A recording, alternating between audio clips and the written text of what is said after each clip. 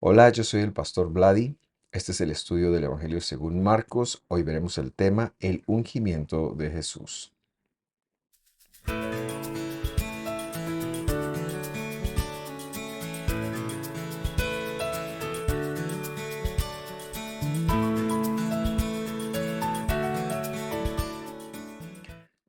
Y con suma alegría les doy la bienvenida nuevamente al estudio número 77. Hoy iniciamos el capítulo 14 y queremos avanzar con el favor de Dios hasta el versículo 12. Para empezar, me gustaría que me acompañara en una oración. Y buen Dios, te damos muchas gracias porque has provisto un camino hasta acá. Has provisto una sociedad entre este servidor y aquellas personas que están del otro lado de la pantalla. Y Señor, permítenos conectar con la luz de tu palabra, del Evangelio, de entenderla y de ponerla en práctica para que podamos crecer. Gracias, Señor, por este tiempo. Revélate a nosotros en el nombre de Jesús. Amén y amén. Muy bien, la semana pasada, como es de su conocimiento, terminamos el capítulo 13 del Evangelio y pues nos arrojó la necesidad de conectar la profecía de Daniel y luego de dos segmentos que los discípulos preguntaron, hicieron dos preguntas, el Señor responde dos segmentos y a la luz de esta respuesta fue que entendimos y terminamos el capítulo 13. Vamos a iniciar con el capítulo 14 y yo quiero que usted me acompañe a hacer la lectura desde el versículo 1. Dice así: 2 días después era la Pascua y la fiesta de los panes sin levadura, y los principales sacerdotes y los escribas estaban buscando cómo prenderlo por engaño y matarlo. Quiero explicar que la conjunción en griego puede leerse no simplemente como un y, sino como un es decir, y este es uno de los casos en donde es mejor leerlo de esa forma. De tal manera que el versículo 1 diría: 2 días después era Pesaj, es decir, la fiesta de los panes sin levadura. ¿Cuál es la importancia de esto? La palabra hebrea Pascua o la palabra Pascua castellana traduce la palabra hebrea Pesaj, pero no es lo mismo, porque Pesaj era en la escritura llegó a ser dos cosas. En primer lugar, se le llamó hacia el sacrificio que se comía el 15 en la noche, empezando la noche del 15 de Nisan, que rememoraba la salida de Egipto, pero también a la cita como tal. Se le llamó al sacrificio al animalito, eso es uno, y también a la cita como tal también se le llamó Pesaj. Y nosotros decimos que es una mejor palabra, porque dependiendo de la cultura en la que se lo vea, la palabra Pascua tiene muchos otros significados. Hay un conejito que tiene que ver, pero este no tiene algo que ver con la escritura, con el evangelio, ni los huevos que también son de este conejo, etcétera, etcétera. Decimos que es algo muy distinto y lo demás viene de costumbres paganas, las cuales pues no nos interesa abordar en este momento. Entonces lo que estamos viendo es que se acerca Pesaj, o sea, la fiesta de los panes sin levadura, la cual pues es lo que hemos escrito, o es lo que hemos leído, perdón, y hemos tratado de conectar hablando de la confusión, es decir. Ahora bien, esto nos posiciona en el 13º día del mes primero según las fiestas, no según el calendario legal, que sería el mes séptimo. Este es en función de las fiestas y cuando se regresó. Bueno, antes de la deportación a Babilonia, este mes se conocía como Abib, y cuando regresaron los judíos, se le conoció como Nisán. Y lo que estamos viendo es que los principales sacerdotes, es decir, la secta de los fariseos y los escribas, que habían algunos escribas que eran saduceos, pero en su gran mayoría estos eran fariseos y se dedicaban a traducir el texto y a reproducir el texto, quieren matar a Jesús por medio del engaño, por supuesto. Entonces vemos aquí ya la participación de los saduceos, sobre todo quienes estaban aliados con Roma políticamente hablando, y esto les daría la potestad de hacerlo. Ahora, el versículo 2 agrega un poquito más de información cuando dice, pues decían, no en la fiesta, de modo que no se haga alboroto, perdón, entre todo el pueblo. Y es que el versículo 1 ha dicho que buscaban cómo matarlo, pero el versículo 2 ha dicho no durante la fiesta. Y esto es muy interesante que se diga, porque por ahí hay voces que dicen que Jesús trató de forzar el cumplimiento de las profecías. Y vemos incluso aquí que sus principales detractores y quienes lo llevaron con los romanos para que fuera crucificado, ellos no querían hacerlo en Pesaj, en la fiesta de los 7 días de los panes sin levadura, y estaban buscando alguna otra forma. Sin embargo, esto tenía que ocurrir ahí y se dio de esta forma, no porque Jesús lo forzara, sino porque estaba escrito y el Señor venía subordinado a su palabra. Esto nos lleva entonces al versículo 3. Dice ahí, estando él en Betania, sentado a la mesa, en casa de Simón el leproso, vino una mujer que tenía un frasco de alabastro con perfume de nardo puro, de gran precio, y quebrando el frasco de alabastro, lo derramó sobre la cabeza de Jesús.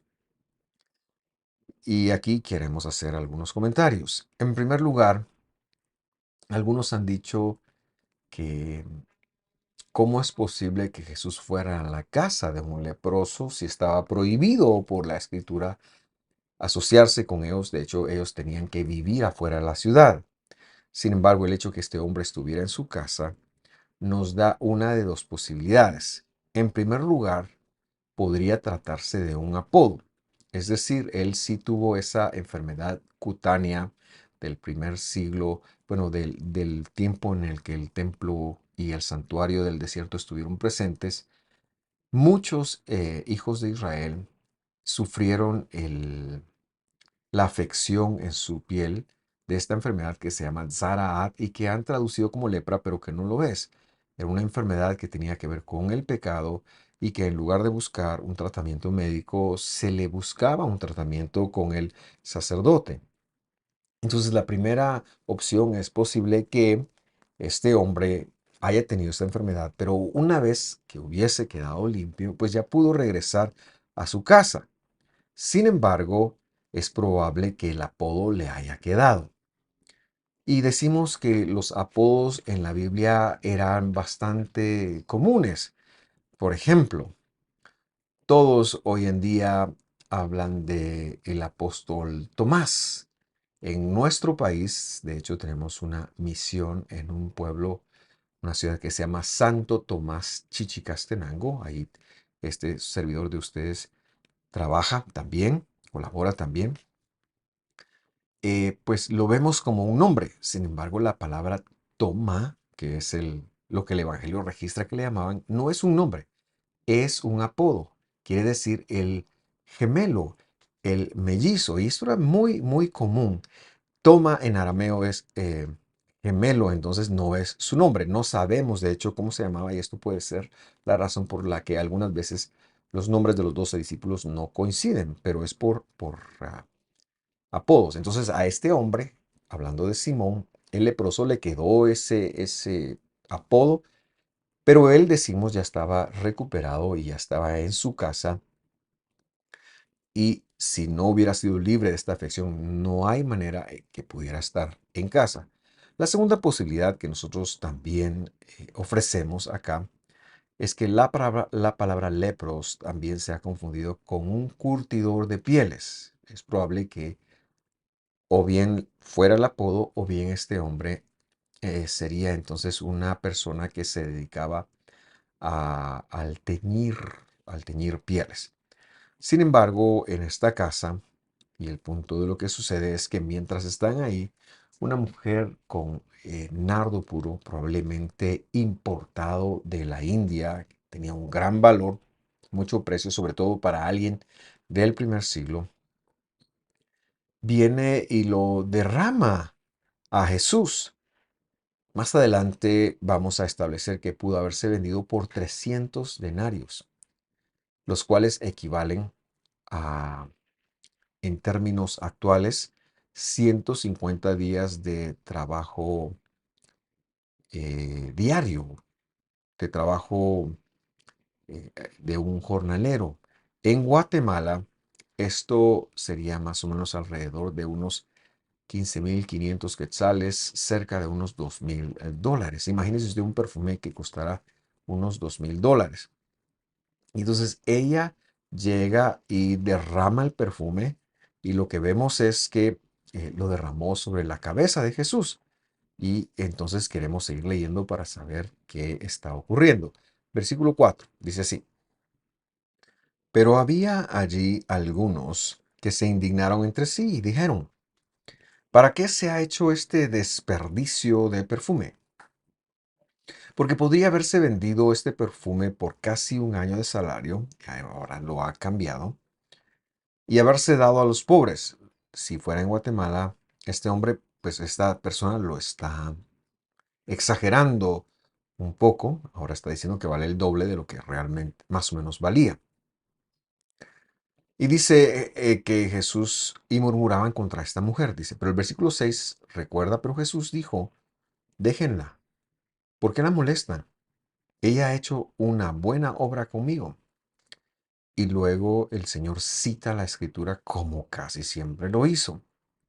Y es que Jesús es importantísimo verlo, entenderlo desde la escritura. Él siempre lo refirió todo a lo que ya estaba escrito. Y esto lo hemos aprendido en otras oportunidades cuando decimos, por ejemplo, él decía, amén les digo, significaba que estaba escrito.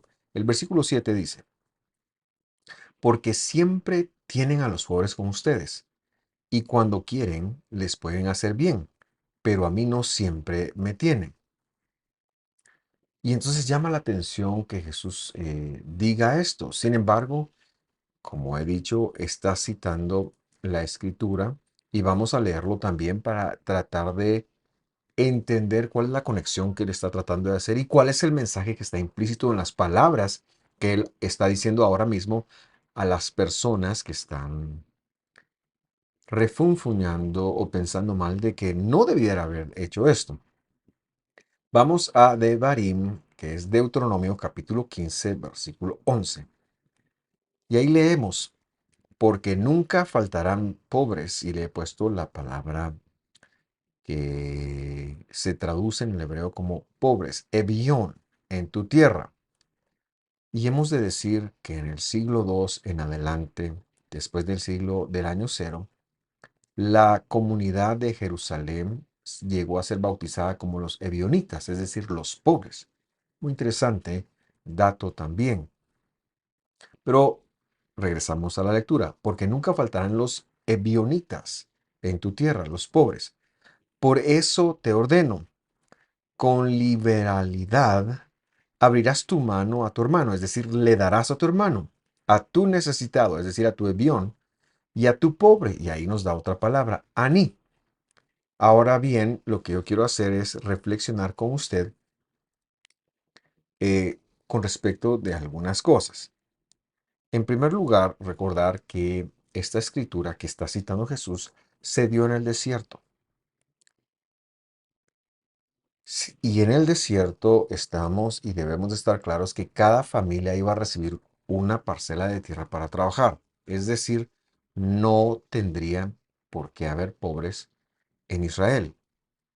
¿Pero por qué está diciendo esto? Todas las familias iban a recibir una porción. Si eventualmente iban a tomar malas decisiones y se endeudaban, en algún momento de esta deuda llegaba, por ejemplo, el año de la remisión, el año de la Shemitah, que se perdonaban las deudas, o bien si perdían las propiedades, llegaba el año del Goel, el año ah, el año 50, cuando todas las propiedades regresaban a sus dueños originales. Entonces, es muy impresionante que la escritura está diciendo que a pesar de estos beneficios que Dios está dando a cada familia, de todas maneras, hay eh, personas que iban a llegar a carecer. Y esto podemos decir se debe a las malas decisiones. En hebreo hay 4 y hasta 5 palabras para describir un pobre y todas tienen un significado distinto. Veamos las dos que la escritura ha usado acá porque son a las que Jesús se refiere. Un ebionita era una persona que tenía un techo sobre su cabeza y podía llegar a tener sus necesidades básicas cubiertas. Sin embargo, y la palabra ebión viene de desear más. Y entonces podría, ya sea que hubiera enfermado o que hubiera tomado malas decisiones, podría tener el riesgo de perder cosas. Y la escritura está diciendo que no nos olvidemos de estas personas que a pesar de tomar malas decisiones han llegado a carencia. A pesar de sus malas decisiones, no nos olvidemos de ellos, sino que lo tengamos en mente. Y esto es importante notarlo porque para nuestros tiempos esto implicaría al lo que a mí me ha dado por llamar al pobre nuestro, al que nos tiene una deuda, sea económica o sea moral, o que por ignorancia nos ofende. Y entonces esto ya abriría la puerta a muchas cosas que yo quiero eh, tocar en un momento. Solo quiero terminar con el significado de las palabras. La palabra ani, que es la segunda palabra, viene de ser oprimido. Y este se refería a alguien que era desechado por la sociedad o que era marginado o que había caído en desgracia por algún pecado, por alguna situación, y entonces era un rechazado. No necesariamente era un pobre físico, aquí está diciendo, sino era un pobre relacional también. La tercera palabra eh, que en hebreo se dice, que en hebreo que se traduce al castellano como pobre de hebreo es la palabra rash. Y la cuarta palabra es la palabra dal. Dal era un mendigo de la puerta, alguien que quizás no se podía mover, como por ejemplo el mendigo de la puerta de la Hermosa en el templo, a quien Pedro y Juan eh, supieron que Dios quería sanar y Dios sanó. Y el rash se refiere a los mendigos móviles, aquellos que andaban buscando recursos y que se habían vuelto expertos. Jesús no está hablando de estas personas por la referencia que él hace a la escritura, pero yo quería que usted supiera que hay un mandamiento con ellas y que están pues también incluidas. Ahora, quiero señalar también que las palabras de Jesús se me hacen muy interesantes porque él está diciendo a esta mujer, o está diciendo de esta mujer, que ha hecho una muy buena obra para con él y que siempre tenemos a los pobres, siempre tenemos a los pobres. Y lo que yo querría manifestar es que no debemos de darle nosotros, bueno, debemos de darle, lo voy a decir de otra manera para organizar mis ideas, debemos de darle a los pobres el estatus que Jesús nos pide o el estatus que la Escritura nos ha pedido que les demos, que nos volquemos hacia ellos.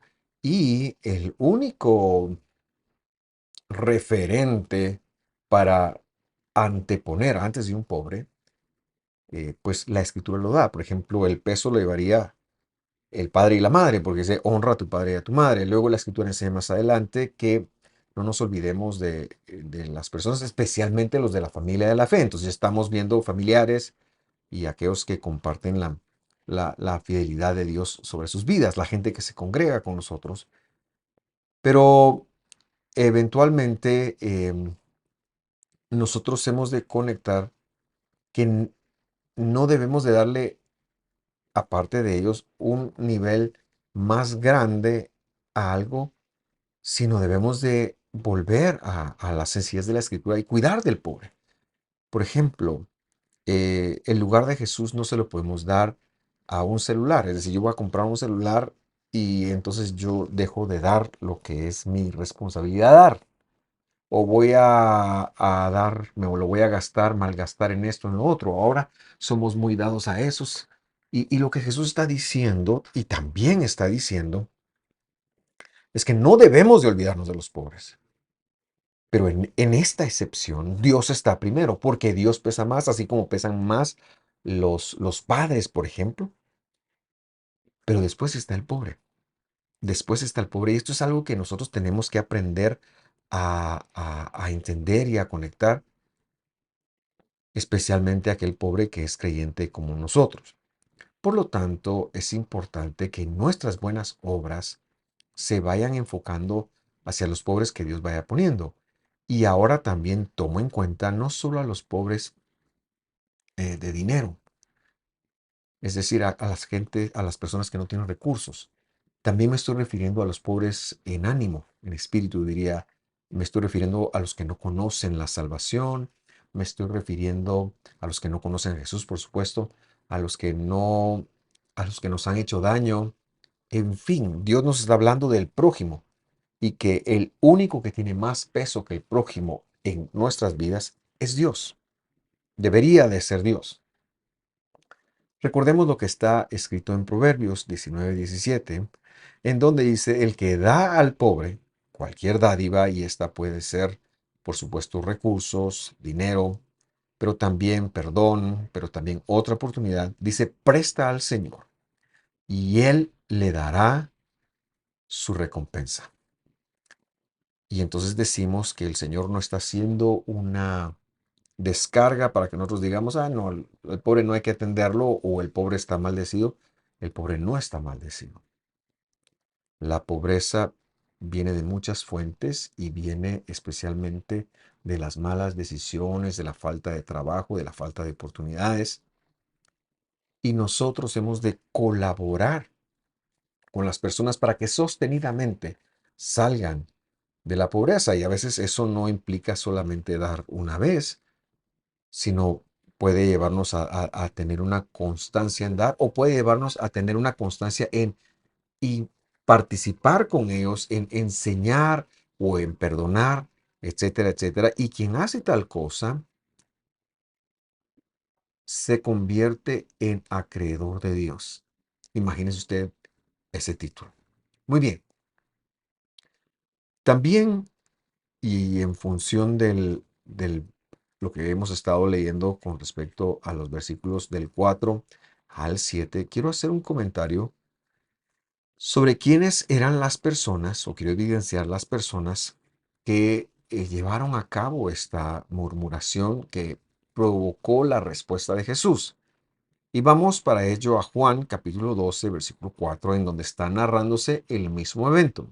Dice ahí, y Judas Iscariote, uno de sus discípulos, y luego enseña al que lo iba a entregar, dijo, quizás se lo dijo al que tenía a la par, quizás alguien le escuchó, quizás ni siquiera fue un discípulo de Jesús.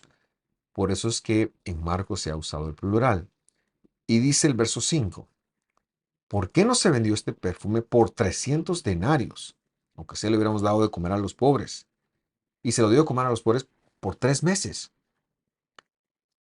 Pero dijo, verso 6, dijo esto, no porque se preocupara por los pobres, sino porque era un ladrón. Y como tenía la bolsa del dinero, sustraía de lo que se echaba en ella. Imagínese usted.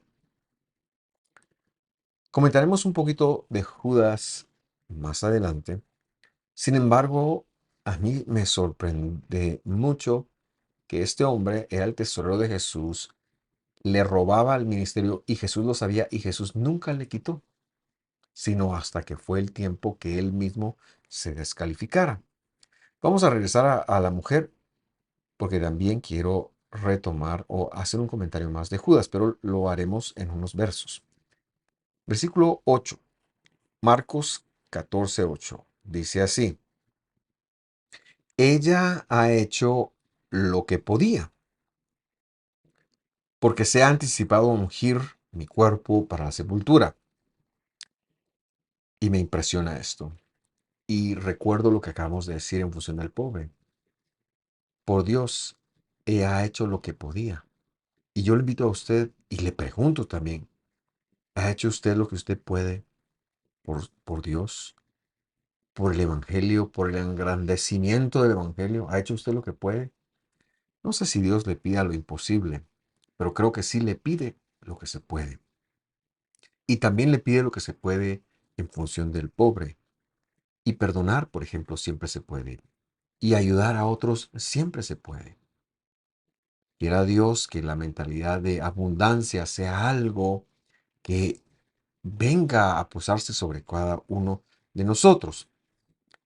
Ahora bien, también este versículo nos sirve para entender algo. Él está anunciando nuevamente su muerte. A mí me impresiona, siempre me ha impresionado, que lo dijo de muchas formas, que los discípulos lo escucharon, sin embargo, y que les habló de la muerte y de la resurrección. Y sin embargo, cuando Él muere, tienen una sensación como de, ¿qué es esto? No sabemos qué está pasando. Y la incredulidad imperante en el corazón del hombre es tan difícil porque al hombre no le gustan las malas noticias, no le gustan los sufrimientos. Tiene algo que ver con el pobre también.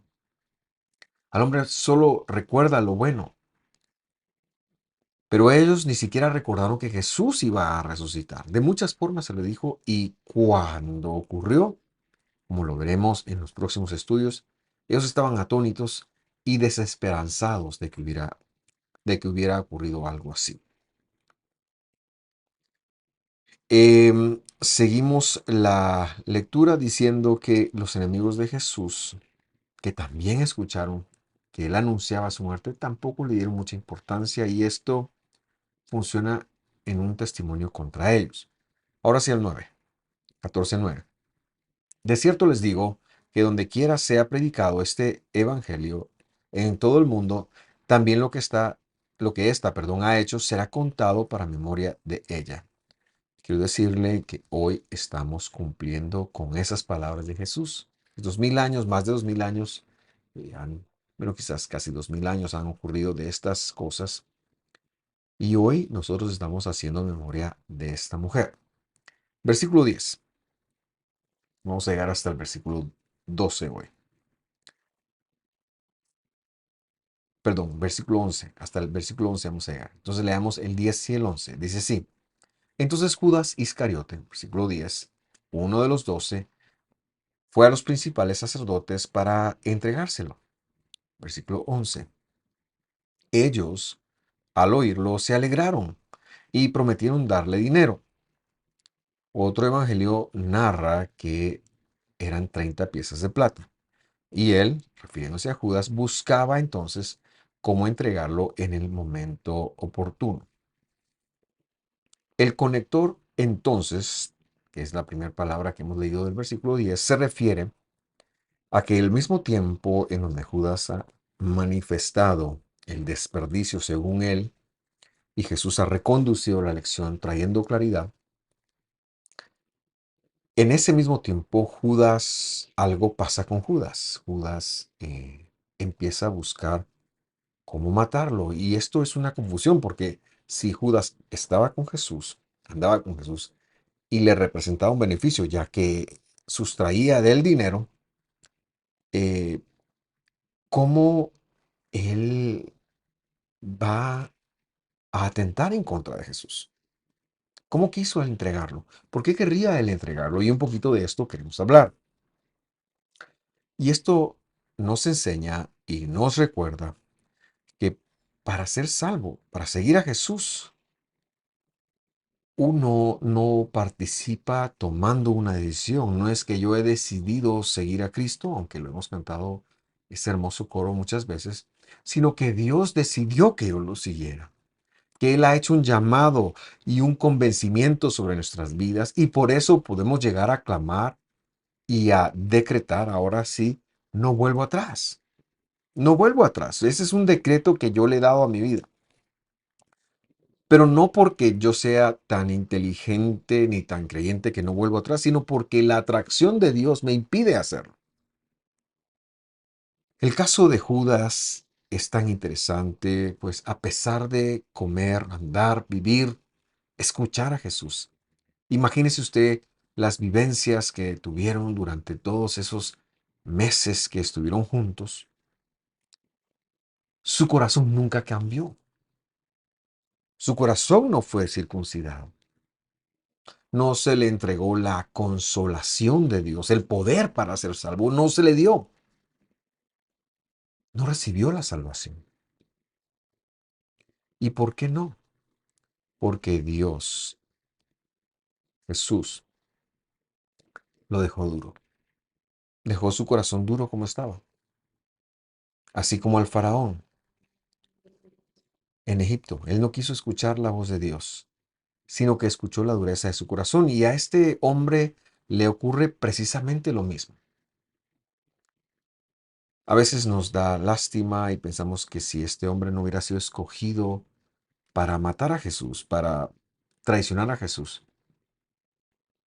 Pero lo que sucede es que si cualquiera de nosotros o de los otros discípulos hubieran estado en ese lugar y Jesús no los cambia, cualquiera pudiéramos haber entregado a Jesús.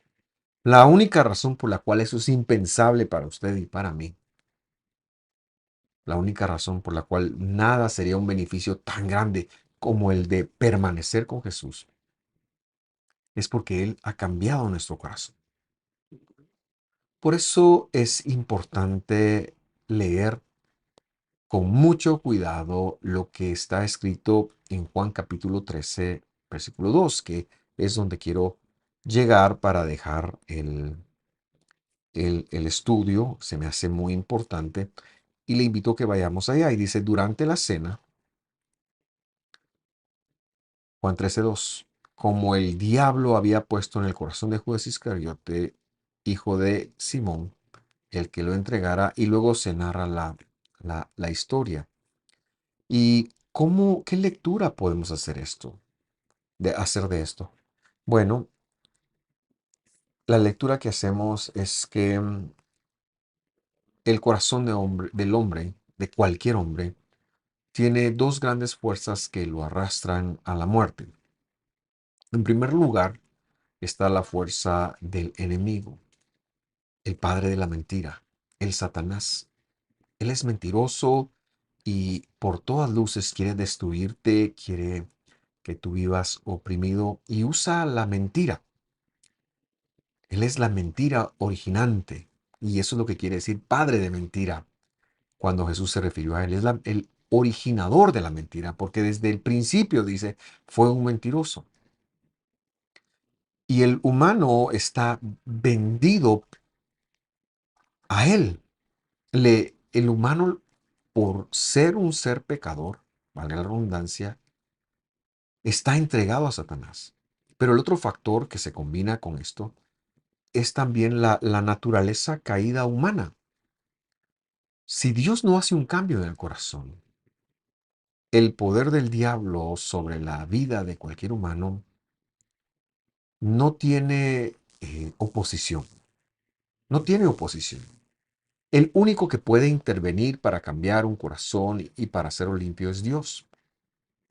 Si Dios no cambia el corazón, este se quedará duro y entonces será sabio en su propia opinión y cuando venga la voz del maligno, indefectiblemente seguirá esta voz. Esto es así con todos los humanos, no importa la religión, no importa la etnia, no importa la educación, es más, ni siquiera importa si cree en Dios o no, si cree en el diablo o no. Porque como dijo un sabio, la desobediencia de un principio es la obediencia a otro principio distinto. Entonces aquel que ni siquiera, perdón, cree en Dios o cree en el diablo, no lo hace porque no está conectado a Dios, no lo hace porque desconoce a Dios. Pero eso no quiere decir que no esté obedeciendo la dureza de su propio corazón y esté siendo engañado por el maligno para ir en pos de ese camino.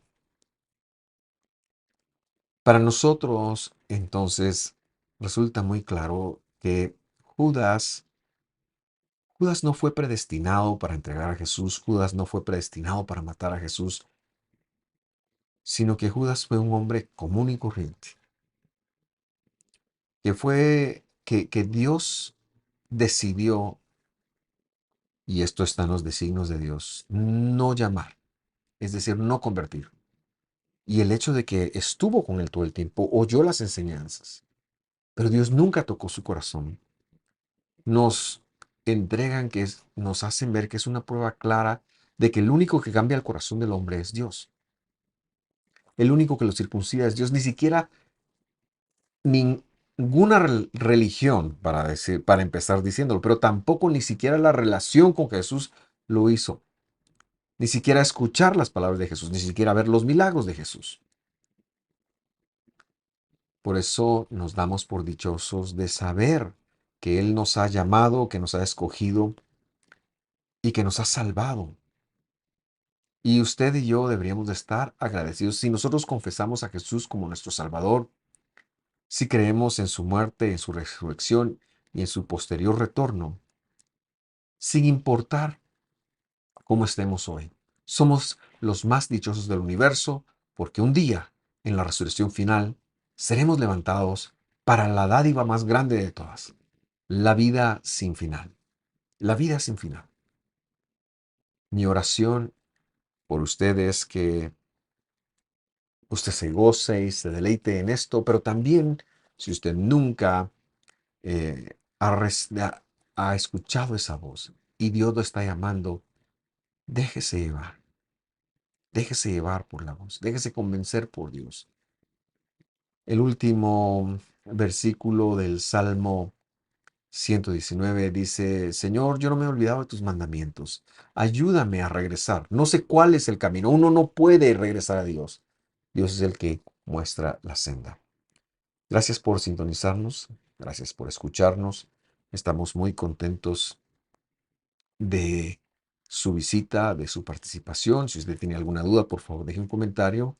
Le recuerdo que estamos en 3 redes sociales. Estamos en Facebook.